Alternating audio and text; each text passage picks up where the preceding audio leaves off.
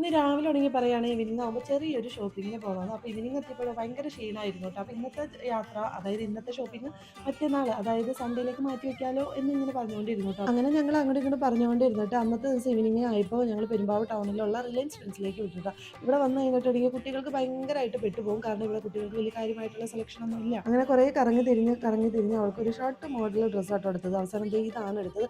ഇതിൻ്റെ ഉള്ളിൽ വേറെ കുറേ ഷർട്ട് മോഡൽ എടുത്തു. അതൊന്നും മോൾക്ക് ഇഷ്ടപ്പെട്ടില്ല കേട്ടോ. അവസാനം ദേ ഇതും ഒരു വൈറ്റ് കളർ, അതായത് of white colour bogie pant, അയ്യോ ബോഗിയല്ല ബാഗി പാൻറ് കേട്ടോ.